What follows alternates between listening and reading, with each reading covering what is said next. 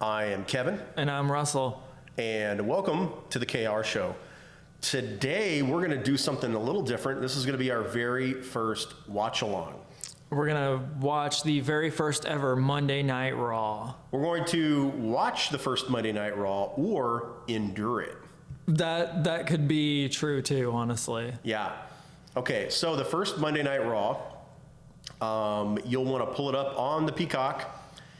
You're going to go to WWE, Raw, and then all the way down to Season 1, Episode 1, January 11th, 1993, and then you're set. You're ready to go.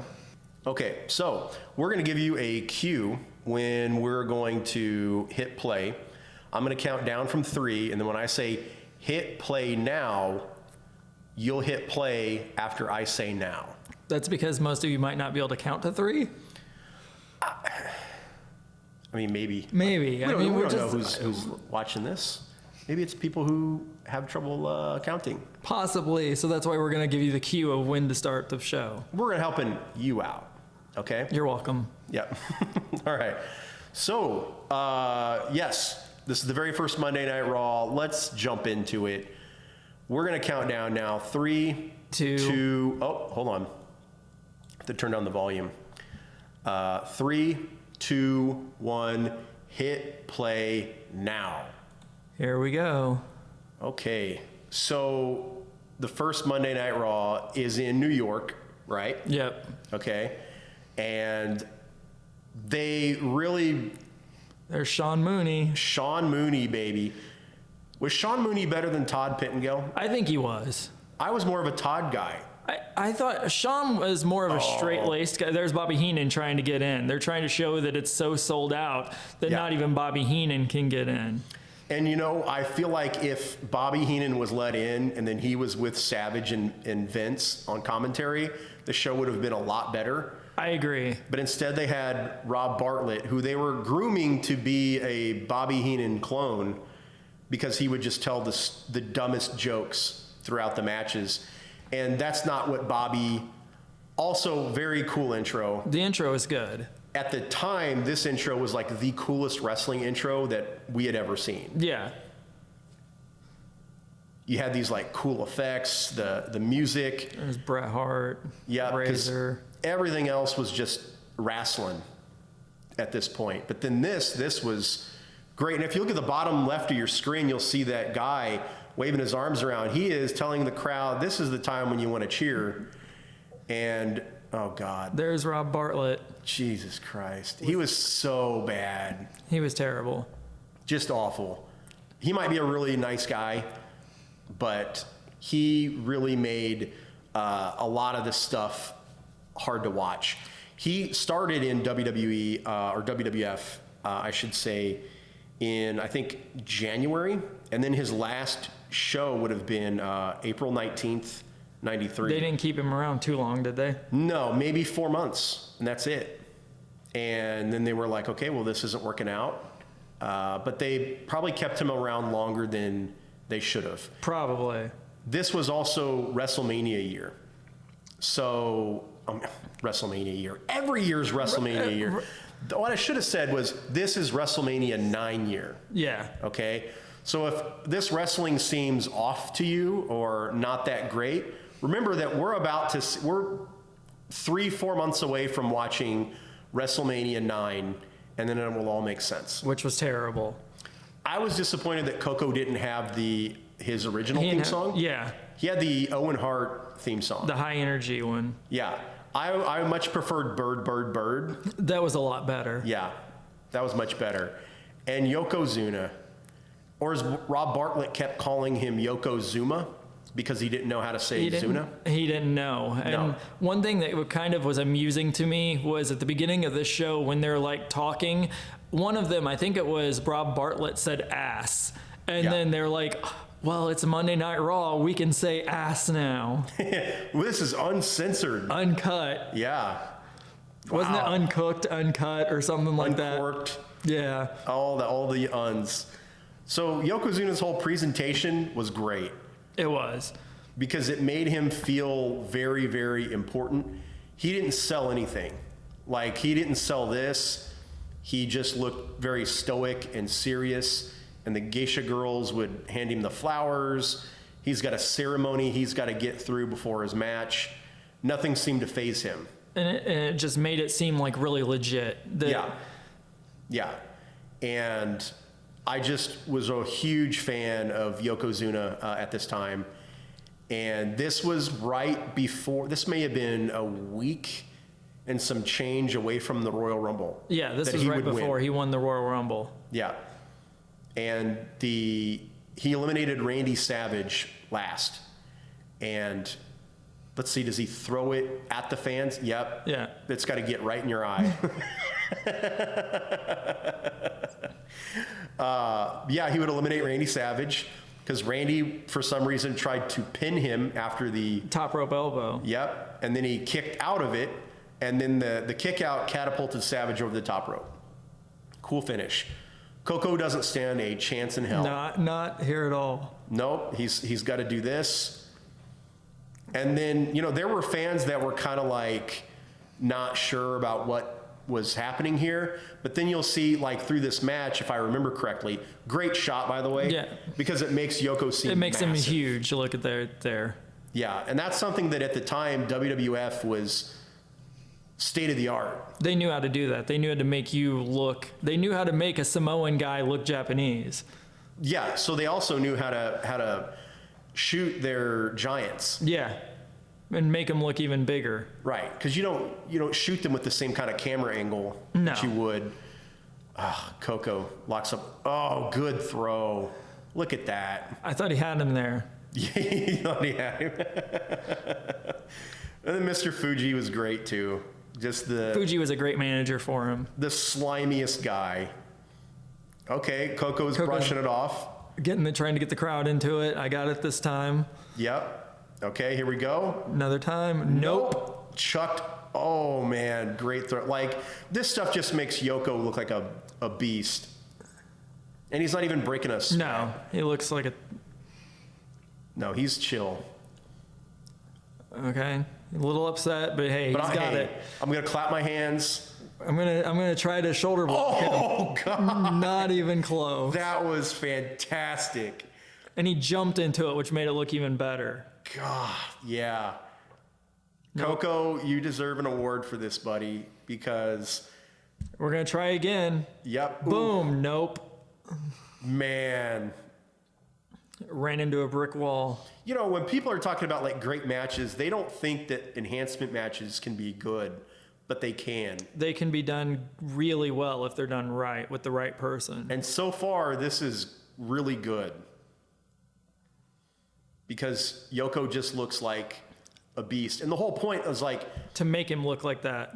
You can't book a big guy like you book anyone else because he just ate that rope. Yeah. You can't. Here it comes. Here comes the big leg drop. Yep. Look at the fans after this. Boom. Oh, they are freaking out. And Koko just sold it. Yeah, but you can't book your big guys like everyone else because their size has to be an advantage, right? Smaller guys, their size has to be a disadvantage. You're missing out on telling that story if you book everyone the same. He just throws him in the corner. Yeah, because he's going to... hit the splash. Yep, he's going to hit that corner splash. There we go. And boom. Wham. During this match, Bartlett is making look, just shit cans him. And this is where it's done. Bartlett is making a bunch of bad jokes that took away from the match. So this match is really good if you're watching it on mute. Because he's talking about Yokozuna wearing a bra and wearing a thong, and Bartlett is just insufferable during this. I think he was most of his run on Monday Night Raw. I did not find him entertaining. No, he was never entertaining. No, but Vince, he was a radio DJ. Rob Bartlett was, and he was on Imus in the morning, and he was a stand-up comedian. Believe it or not, people paid to see that. Paid money to hear his jokes. And, Vince, he was another one of these outsiders that Vince brought into the wrestling business, hoping they would work out. and he didn't. Spoiler alert. And just smashes Koko. Great finisher. Just so simple. But, like, how do you get up from that? You don't. Not when somebody that size sits on your chest. No. And I forgot that Peacock is going to have commercials. Now, here's the Royal Rumble. Royal Rumble commercial. Royal Rumble plug, yeah. This Rumble was not only the one where, I mean, spoiler, Yoko wins, but this was the Bret Hart Razor Ramon wins. Shawn Michaels, Marty Jannetty. Yep. Or Marty lost. Good Rumble. It was. Yep. Great main event. Yep. And after Yoko won, Caesar came out. He did. I thought they were going to put Yoko on, like, a throne and then carry him, like, to the back. If only there was that big of a throne. And if you need some lip balm, there you go. Yeah, we're watching the commercials because we can't skip them. So we just saw a lip balm commercial. Your commercials might be different, but, you know. And then now a therapy commercial. A therapy commercial, yep. So if you are traumatized by watching this first ever Monday Night Raw, call the crisis hotline. Call this, which they are not sponsoring this show. They are not. No, but they're sponsoring, BetterHelp. BetterHelp. Yep. 25,000 licensed therapists if you need it after this show. Yes. Oh, God. He's still chewing gum. And then they tried to do the whole thing with the women walking around like a boxing match. Yep. Make it seem different than anything they'd done before. I mean, she's cute, okay? Also, I love the Missy Hyatt hair. She does have the Missy Hyatt hair. Yep. And I was a big Missy Hyatt fan. And whenever Raw first taped, weren't all of the shows from the Manhattan Center? I think so. Because they had this like little feel. Okay, so they're pitching to Bobby, and Bobby is supposed to introduce someone that they called the Narcissus. Or Narcissus. Because neither Bobby or Vince McMahon could say the word narcissist. They could not pronounce it right ever. No. It was like this foreign word to them, okay? Narcissist. It ends with a T. And, you know, he's talking about, hey, I'm going to bring this guy in, Mr. Perfect, and he's going to beat you up. And Heenan's talking about this in January. They didn't have their match, I don't think, until April. Until April at WrestleMania. Yeah. I think he debuted at the Rumble, and he just came out and posed. Yes. But prior to this, WWF had some sort of loophole where his Crockett contract, Lex Luger, by the way, is the spoiler alert, the narcissist. Luger's Crockett contract had a clause in it where he couldn't be on a wrestling show. But Vince McMahon was getting behind that, or around that, I should say, by putting Lex Luger on the World Bodybuilding Federation. So he was on those WBF shows. Which I'm sure was fantastic. I mean, it was the highlight of that, you know, because those were pretty bad. But it was also during that time that he got in the motorcycle accident. It was. And then when he got cleared to come back, the WBF had already folded. So here we go. Steiner Brothers. Huh? Rick and Scott. Yep. Now who are they going to wrestle? Two guys under a mask. Two guys in masks. That look like ninjas, but are probably not ninjas. Nope. We don't have the volume on, and we probably didn't research this very well. But do you remember what they're called? I do not. Maybe they're the Executioners. Maybe. What's it say on their belts? They have something written on their belt. That guy looks into it. He was so into this match. This is a big deal for him. This is like... I bet he was cheering for them in the mask. Yeah. WCW got like the Steiners and the Road Warriors or Doom. New York got those two guys and the Steiners. Okay? Scotty just manhandles them at that point. If you haven't... there's Doink. They were calling him Dork the Clown in commentary. Tilt-a-whirl. Yeah. But if you hadn't, like, experienced the Steiner Brothers in the early 90s, you should. You do not want to mess with them. They will just... If you did not want them to throw you around, they would still throw you around. They were not going to do anything they didn't want to do. Okay? And Doink, early Doink, the heel Doink was great. But Doink is running around because during that time, Vince really wanted you to think that anything can happen on Raw.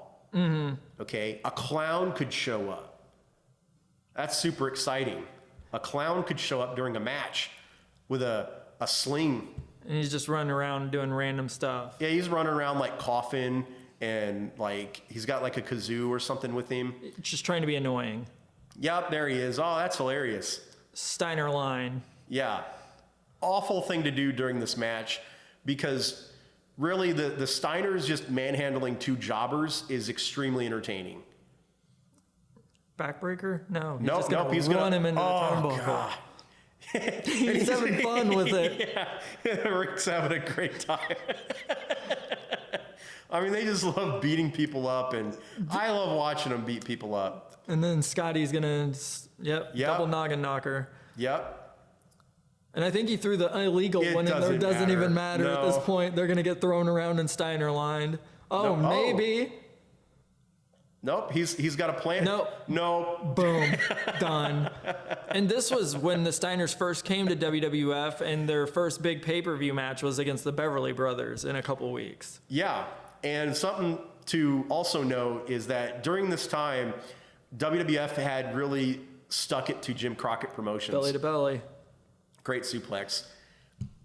In the fall of '92, the year before this, WWF had signed Lex Luger and the Steiner Brothers away from NWA WCW. Big gets. Those are huge ones. Yeah. Double underhook suplex. Suplex or the power bomb? Or double underhook power bomb. Power bomb. There we go. Scotty. I like this version of Scott Steiner way more than Big Papa Pump. I like him about the same. He's holding his head like he. Oh, boom. God. Done. Yeah. He just punches him in the face. Great tag team.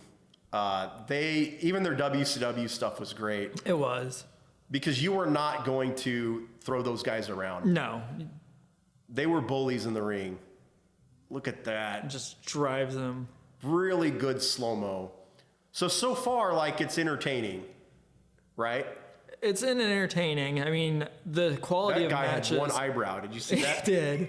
He just one from the left side of his face to the right side of his face. Here's Bobby Heenan dressed like a woman trying to get in. I don't know. She said she was Rob Bartlett's aunt. That's Bobby Heenan to you? That looks like Bobby Heenan. Okay. I mean, it could be Rob Bartlett's. Rude. That's Rob Bartlett's aunt, and you said that she looks like Bobby Heenan. So yes, of course, that's Bobby Heenan trying to sneak into the building in drag. I feel like Rob Bartlett's aunt probably looks similar to that. God, Heenan was so good. Up next, special interview, Razor Ramon. Talking about his match with Brett. Yep. He was another guy that they had brought over from WCW. Mm-hmm. And did something with him. Yeah, because the year prior to that, in May, Scott Hall had left WCW and then signed with WWF. His last match, I think, I don't remember what his last match in WCW was. But it was in May. And then it was also in May that he debuted in WWF. Yeah, it was pretty quick. Yeah, as Razor Ramon. And I didn't know this, but Scott Hall also was in WWF before that previous stint in WCW. He had like a tryout match or something. Oh, there he is. One eyebrow. Just take a look at the bad guy. Yeah. I mean, this was the early 90s, but people still like shaved in between their eyebrows. Not him. Not that guy. Okay. He did not have time. No. He had to get to Monday Night Raw. People want to say that like a lot of stuff that Vince creatively has come up with has been bad, but like when he gets it right, he really gets it right. And this, he really got it right because he took a look at Scott Hall and gave him the Scarface gimmick, Razor Ramon, from Cuba, and it was perfect. And he ran with it because it was way better than the Diamond Stud. Yeah, and the vignettes where he's like got the car and it's got the orange tint to the video, so it looks like he's somewhere tropical. The build up to him was fantastic. Yeah. And he was oh nope, they don't like him. That guy looked like he just came from like a lawyer meeting or something. A lawyer meeting. Where's Dad at? He's at a lawyer meeting at the lawyer store. Also, whoever did hair for the wrestlers back then, great call, giving him like the that curly little cue. curl down the. Yeah, awesome. And his match with Brett was really good. Like, even though he lost and he did not have to lose by DQ, it still made him, hey, this guy's going to be somebody. Oh, yeah. And I like that Vince McMahon is staying in the ring and asking him questions. Because as you've seen in AEW a lot, they'll have Tony Schiavone in the ring with the microphone, and then somebody will come in, and they will either take the microphone or he'll just leave. So there's no point in the announcer being in there. But you need the announcer in there to continue to tell the story. You can't just have the guy talk the whole time. No. And there's Razor beating down Owen from a week or so prior after he was being interviewed by Ray Rougeau. What do you think of Owen's pants? Would you wear those? I would not wear those. I probably would not have even worn those back then. You've worn worse than that. Those reminded me of You've kind of got like, a sleeveless shirt on right now. those kind of reminded me of like the Sandman's old pants. Yeah. Yeah, so see, Sandman probably saw Owen's pants there and was like, I need to get out of this scuba gear that I'm wearing right now, and I need to wear those. He was probably, do you think he was intoxicated though? I mean, I don't know at that point, before Paul Heyman was like, we need to change your gimmick from a surfer to just a straight up alcoholic, okay, that hits people with a weapon, okay? Oh, that's going to be great. Yeah. And I loved the toothpick. He would always throw the toothpick at the end. Yep. Oh, right God. in Vince's face. Perfect. And he's got the gold. And then before his matches, he'd give the ring attendant the gold. Why are you showing him all the time? He also has a mullet. Besides having one eyebrow, he's got a mullet. The headlock on Hunger I remember Tour. those. Somalia Relief Fund. I think one of the matches was Kamala and The Undertaker. I think it was. Yeah. Oh, that's bad taste. Oh, they shouldn't have put that Kamala on there. Okay. So anyway, I also remember that match being on a Coliseum home video called Invasion of the Body Slammers. It was. Yeah. There's Tatanka talking about, I think, his Royal Rumble entry. Yeah. Him and his Braves. Yep. He had Braves. Sting had little stingers. I liked Tatanka. I did as like a kid. Tatanka as a kid. Yeah. And who is this now? Max Moon. This Max is the best Moon. match on the show, actually. Oh, don't shoot the fire at the ceiling. So he was shooting fireballs and streamers out of hand cannons. Now, which Max Moon was this? Because I think there were three. This one was probably Conan, but I don't know. Because there was Conan, Paul Diamond, and Kato. Yeah. This is, come on, show his face. No, this might not be Conan. This doesn't look like Conan. That's Paul Diamond. Yeah, that's Paul Diamond. That looks like Conan, I think. Is it? Maybe. Maybe, I don't know. Anyway, there were three. There was Kato, Paul Diamond, and Conan. And Vince McMahon wanted Max Moon to dance. And there's a story that Conan told about meeting Vince McMahon and putting on the gear. And then Vince wanted him to dance. And he's, just kind of like moving around. And then Vince says, I said dance. So then he starts dancing over Vince. And Conan loved the outfit, he said, which it's sort of... It's a cool outfit. It's very lucha. Mm-hmm. And so he didn't hate that, but he hated, I think, just the experience of being in the WWF at that time. Because he was like as big as Hulk Hogan in Mexico. Mm-hmm. Huge deal in Mexico. Then he comes over here and, I mean, I guess to Vince McMahon, this is 1993 and the internet wasn't a thing. So like there was no way for your average casual fan to find out about AAA or, CMLL or wherever it was that he was wrestling in Mexico. His match with Shawn was actually really good. And like thinking back on it though, like when I was younger, I was a big Max Moon fan, but looking at his gimmick, looking at what he was, you knew he was not going to be a top star. No. He was a fun character. It was a fun like gimmick. Gear was cool, but yeah, like nothing there screams world champion. No. And I think there were a lot of characters around that time. And especially later than this, when the new generation really kicked in, that guys would be given characters and it sort of doomed them. Yeah. Because like something like that, obviously you're not going to reach the top. No. If you're a pig farmer, a trash man, or a roadie, you're not going to get to the top. Even as talented as he was, he could have been Intercontinental Champion, but even with that gimmick, I don't think you're going to get the IC title with it. Which, I mean, obviously he didn't, but still, I don't think you're in the running. Yeah. And I don't know if this is Conan or Paul Diamond, but, Paul Diamond was good. Yeah. And, a lot of people might not know who Paul Diamond was. Paul Diamond used to be, I think, in the AWA, and he was like an enhancement guy for WWF. And now we're at a commercial. We're back to the Manhattan Center. We're not seeing any modern commercials from Peacock. Okay. Shawn with just a stiff Yeah. punch to the face, whips him in.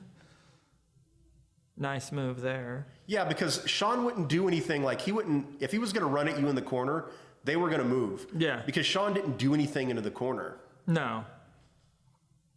The only thing he did in the corner was the up and over, which was very Ric Flair. Yeah. Oh, there you go. What do you think of the mask? I like the mask. Yeah. Yeah, the gear, even looking at it now, I like it because it does It's look very like lucha. something. Yeah, it does look like something you would see in Lucha Libre, which is okay. I don't know what Vince's vision for the character was outside of a dancing robot. I said dance.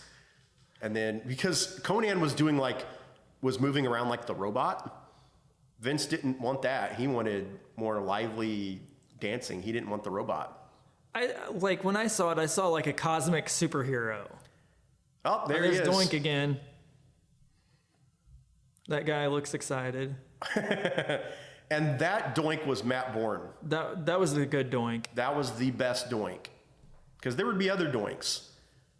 And Just like there would be Dinks. other Max Moons. There would be. And there was Dinks. And Dinks and Pinks and Winks. Oof. Not their best. No, and then the worst Survivor Series tag team elimination match ever. That was a good pinning combination.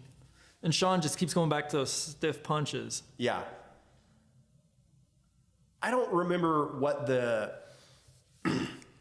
excuse me. I don't remember what the significance was of the sling. If I remember correctly, he had someone pull his arm and it came out. His arm came out. Because that's what he hit Crush with. Yeah, 3 or 4 months later. Yeah. So he was milking an arm injury at this point. That's the long gag.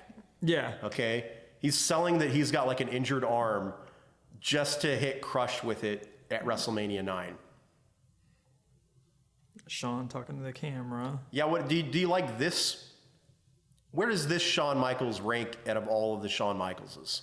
I think this is one of the more solid ones because, like, as a kid, I did not like this Shawn Michaels. But watching his work, you can appreciate that heel Shawn Michaels. Shawn, if you're not like an older wrestling fan like me and Russell, you probably don't know who Gino Hernandez was. But Shawn borrowed a lot of stuff from Gino. He did. And it really helped him flesh out who the Heartbreak Kid was going to be, because Michaels used to come to the ring with Sherry Martel, and they would have the big mirror, and he would check his hair out in front of it. Gino did that too. Mm-hmm. And there's like just a lot of little mannerisms in the ring that Gino also did. So Gino was very ahead of his time, and, it just sucks that, Gino didn't make it. I don't even think he made it to 30. I don't think so. Great wrestler, though. But if anyone's going to borrow your stuff and do something with it, Shawn Michaels is the guy.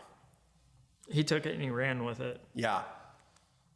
And was this the year of the steroid trial? I think this might have been around the year of the steroid trial, because this was like a couple of weeks before the Rumble, where him and Jannetty had their payoff match. Okay. Yeah, that looks like Conan. It does. Yeah, because Conan's got like a wider head than Paul Diamond. And, catches him with Yep. the slingshot. Yep. Shawn sold this really well every time. Yeah. Yeah. Shawn, when he wanted to bump for you, he'd bump for you. He knew how to make you look good, or he knew how to make you look really bad. Yeah. Oh, nice. There's some of his streamers. I need a picture of what the Max Moon hand cannons look like. If I remember correctly, they were like blue, and like blue circular, like they were just like obnoxiously big from what I remember when I used to see him on Superstars. I used to like that kick. That's very Conan. Nice. Yeah. That's very Conan. That was very good. Is this the Finley roll? Yeah. With a pin. Wow. I think Conan had said that he didn't have the right attitude in WWF at that point. He didn't enjoy it, and he messed things up for himself. I could see that. And then there's the super kick. But this wasn't the finish. No, this was when he used to use that back suplex. I hated that back suplex. Yeah, that slingshot suplex. And he never really, if I remember correctly, he never really used it except against enhancement talent. Oh, here we go. Yep, because this suplex was not that cool. No. There it is. And that's it. Great way to finish the match. Yeah. Because, you try it and you reverse it, but then he has the wherewithal to just go right back to it. Go right back to it. And still Intercontinental Champion. Yeah. And now checking his hair out. Yep, very Gino.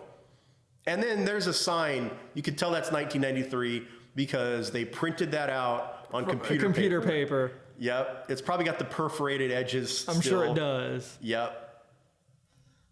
This is the commercial for WrestleMania, if I remember correctly. That's creepy. That is creepy. It looks like the kid from Poltergeist. There's Boss Man. Why was Boss Man in that commercial? Why wouldn't he be? Oh, Mania. WWE Mania. What was your favorite Big Boss Man? Was it Corporate Boss Man or Cobb County Boss Man? I liked Cobb County Boss Man better. I probably like corporate one. 100% It's 100% caffeine free. No, this wasn't WrestleMania commercial. This was Mania. This is Mania. Which was, I think, their Saturday or Sunday their Saturday morning show. Yeah. But it was apparently 100% uncaffeinated. Yeah. Yeah. So it's going to be not exciting at all. No. Okay, they're just letting parents know. The Royal Rumble report. I remember when they used to do these. I used to like these. Mean Gene Okerlund. That's right. Because I don't think he would go to WCW until 94. No. Ico Pro. Yep. I think they stopped that Ico Pro stuff when the steroid trial. Yeah. I don't even know what was in Ico Pro. I'm not sure. It was probably like steroid enhanced. Yeah. There's Shawn Michaels and Marty. Oh, man. The match There's your favorite guy, Marty Jannetty. It should have been a way better match than what it was. Sherry Martel. The best. Perfect for Shawn at that time. Yes. Yeah, Sherry was so good, just looked like $1 million. She could work. She was always where she needed to be. She could talk. And that screech that she would do. She Loved was it. great for everyone. The only one, like, I loved her outfits during the time, but I felt like Ted DiBiase was they were probably just looking for something for her to do. Because DiBiase, I don't feel like needed a manager, but her outfits were great during the Ted DiBiase time. Yeah, even that wasn't like terrible. No. Oh man, it's like eating cardboard, you know. How did you like Marty Jannetty? He could have been someone, I feel like, in this business. Yes. Really? I feel like he was almost as good as Shawn in the ring. Really? Yes. He just was stupid. He was the older one, but yet the immature one. Wow. Okay, so you heard it here. Okay, mark this date on your calendar. Russell said that Marty Jannetty was as good as Shawn Michaels. He could have been. Well, maybe not could have been a star, but Never. in ring work, he was just as good. He didn't look cool at all. Ric Flair. I forgot he was in that Rumble. He was. Tatanka. Yep. I bet you thought he was going to win. IRS. He did. He was doing his undefeated streak Bob at that time. Backlund. Yep. Jerry Lawler. That was when they were first bringing Lawler over Mr. Perfect. I love me some Jerry Lawler. There he is. And now he's going to talk about the narcissist. Narcissist. Yeah, whatever, you know, they just can't. They had to add another "issist" into it. Yeah, I mean, that's a tough word. But people weren't using that word a lot. No. So he was going to be the narcissist Lex Luger, and they were building this matchup like it was going to be awesome. And then, spoiler alert, it was not. Ted DiBiase. Yep, having a great time. Don't know why, because he wasn't doing shit at that time. Crush, Rick Martel. Yep. Yokozuna. Yep. Who was going to end up winning it? He ends up winning it. Yeah, but if you can't put him in it and then not have him win it. No, not especially at that time. I don't know, like this. At this time, Tatanka was still undefeated, right? He was. He hasn't lost to Ludwig Borga yet. No, because this was before Let Freedom Ring. Oh, okay. Yeah. Because it was around that time that Tatanka suffered his first loss. Because Tatanka was still undefeated because he beat Shawn Michaels by countout in WrestleMania. Yeah, that's right. Randy Savage, Papa Shango, The Earthquake. Berserker. You were a Berserker fan. Shut up. No, I wasn't. You were a Carlos Colon fan. I was going to say it was anybody, but I'm sure some people were. Who is that? Tenryu. Is that who it is? Yeah. Okay. Tito Santana. There's going to be smart marks that Typhoon. are like, you don't know who Tenryu is, but you know who Tito Santana is? Yes, I know the El Matador. At the time, I didn't know who the hell Tenryu was. Fatu, Hacksaw. Hey, tough guy. Yeah, there he is. Old Jim Duggan. I mean, every Jim Duggan promo is the same. It is. It's sort of incoherent, and he just sort of barks at you and says tough guy and ho, but they're always great. They're fun. Yeah, I'm never in a bad mood when I watch a Hacksaw promo. They're just awesome. The winner to meet the WWF champion at WrestleMania 9. So whoever wins this goes against whoever wins Brett and Razor. Yep. And call the superstar line, Gene. I've got the scoop. Get your parents' permission. But you know they weren't. Nobody ever got their parents' permission. No. I probably called those a couple times. I did. Yeah, you did. I did. When I was a kid, I tried to order a swimming pool in the backyard. And they were almost ready to... It was the Wild West, you know, like late 80s, early 90s. Those salespeople over the telephone, they didn't fucking care. You could do... I booked hotel rooms, just randomly would call hotels. They didn't ask for credit card information. You give them a fake name. Like, no one ever showed up, of course, but... Sean Mooney is a liar. There is... He's dressed as Machinen. There's people trying to get in, so Bobby has a point. It's not sold out if these people are trying to get in. That's true. They're just discriminating against Bobby Heenan. He's living in an Amish paradise. He is. Or maybe that's, is he Amish or a rabbi? Maybe. Abe Lincoln. Abe, oh, yeah. That hat's a bit too small, you know? This wasn't I feel the like one, I think he almost fooled him that time. Almost. He almost got past Sean Mooney. He did. Yeah. That guy's having a great time. And that woman was really selling this. All American Wrestling, which I think was on Sundays. It was Sundays, yep. Which became the Action Zone. Yeah. Yeah. Action Zone during the Attitude Era. Yep. See, Oh, no, it was Action Zone during New Generation. yeah, New Generation, I'm sorry. Yeah.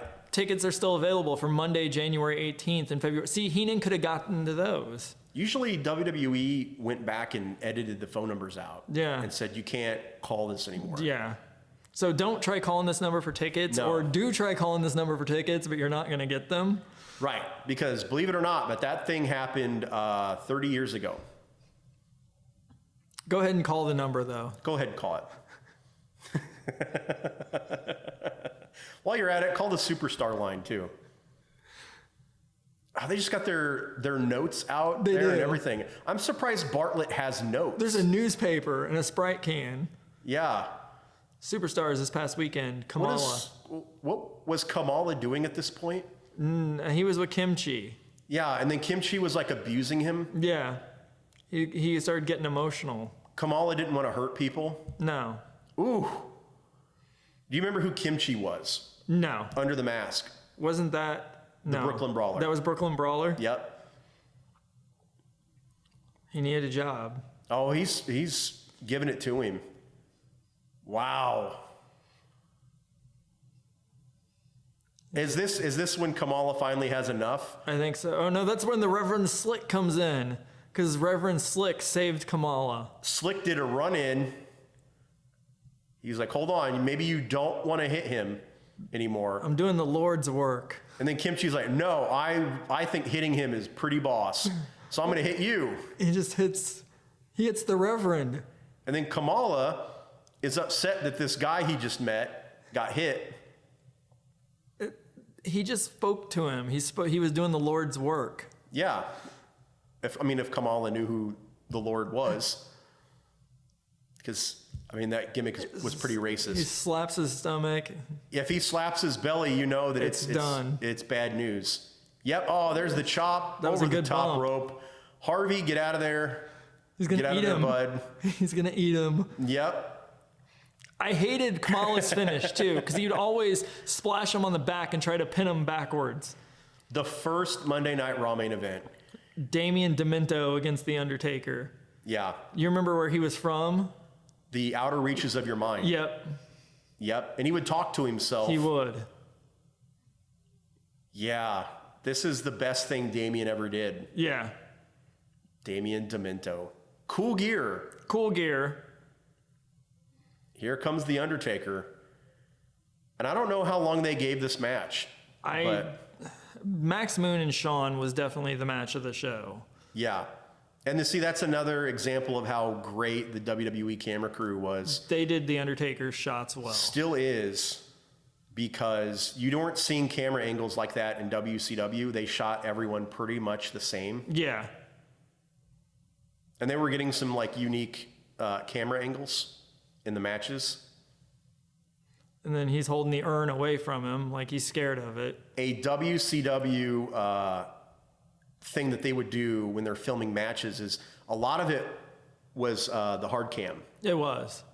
Here they were trying to use the hard cam as little as possible. And there's another computer printout sign. Yeah, Rest in peace. My favorite are the fan signs that are misspelled. Those are great. Those are awesome.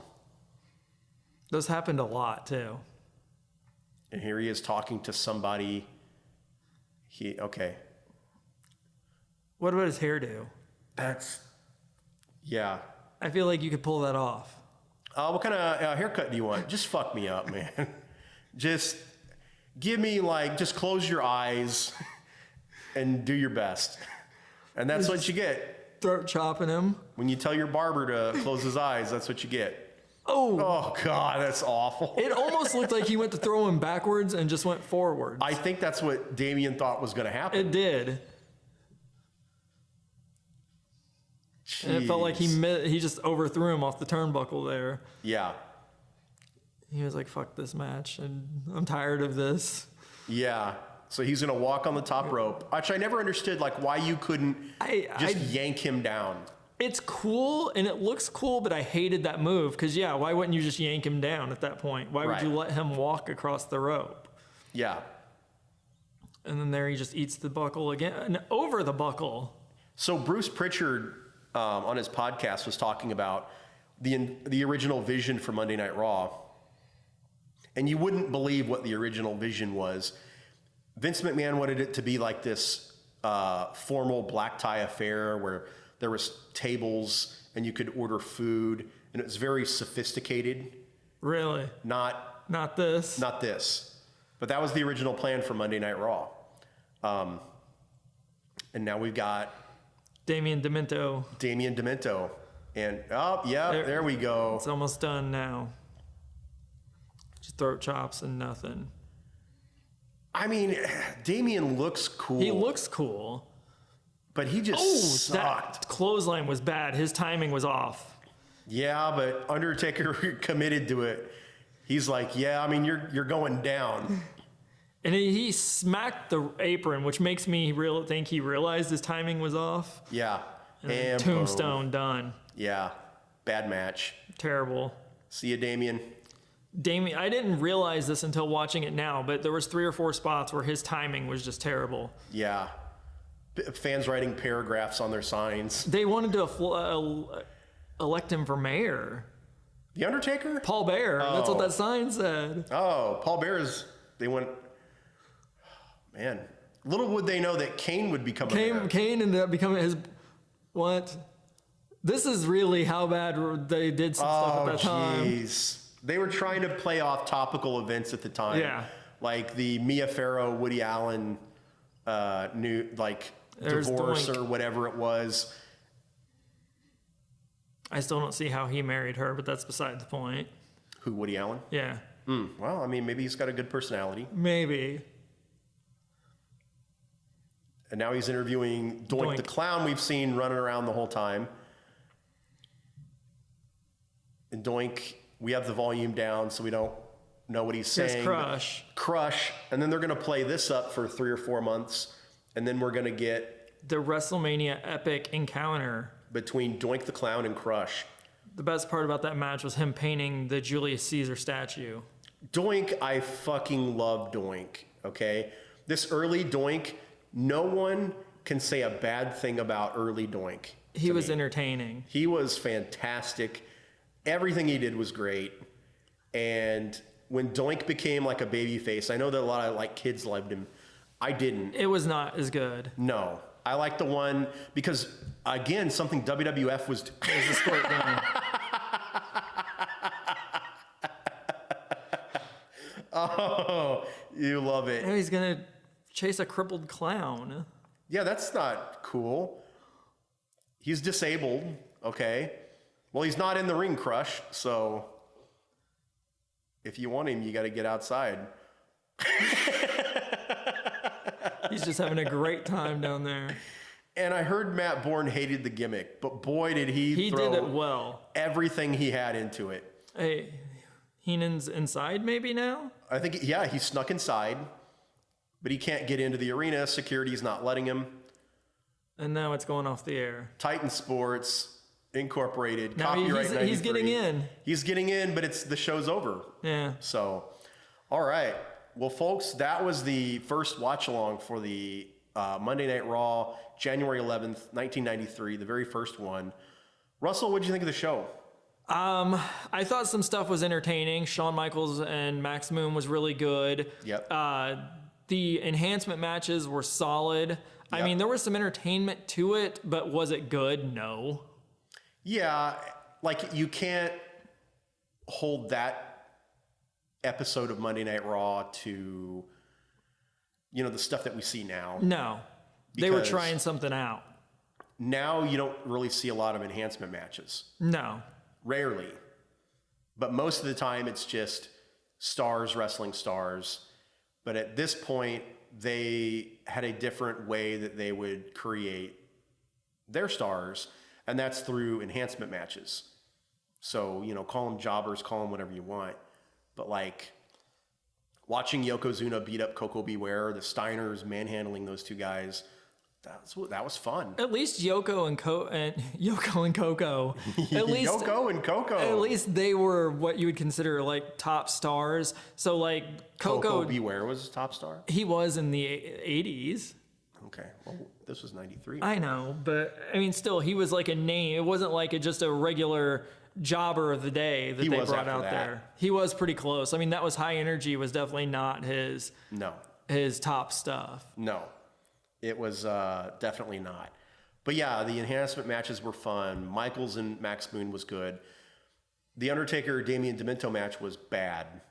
Which, I mean, I don't think it would have been good regardless, but his timing was terrible.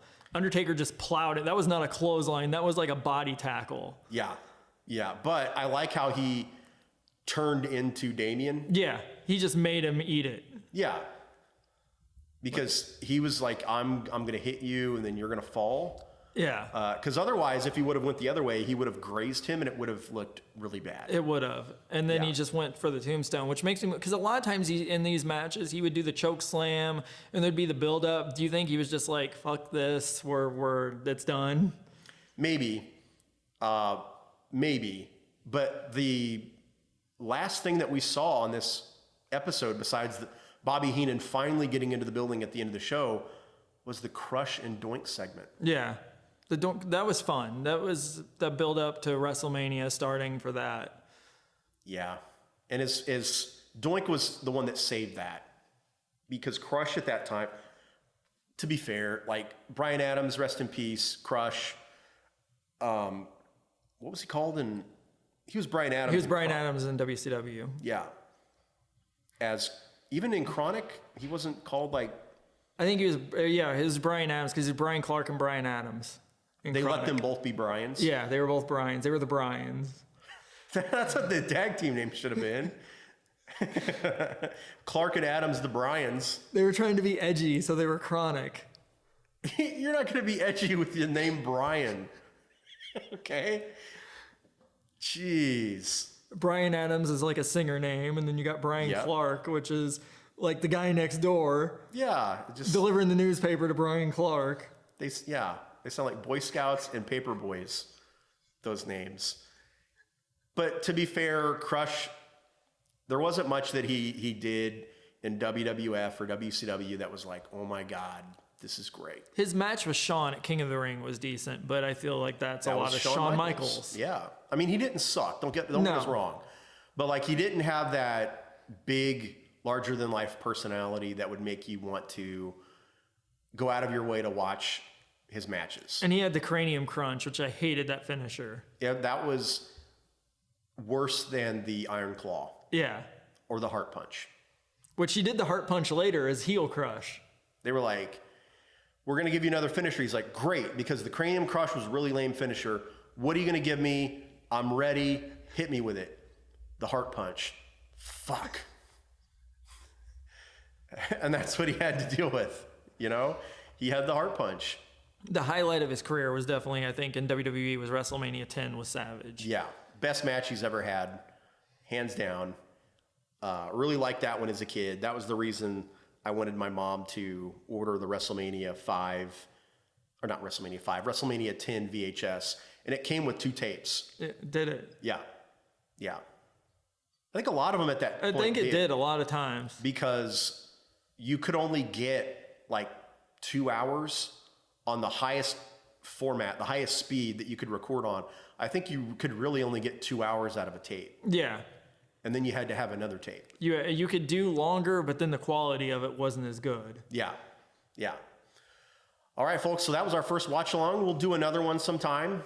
And if you have any suggestions for us, drop them in the comments. Let us know. Or, we'll come up with something else to watch. So thank you very much. I am Kevin. And I'm Russell. And this has been the KR Show.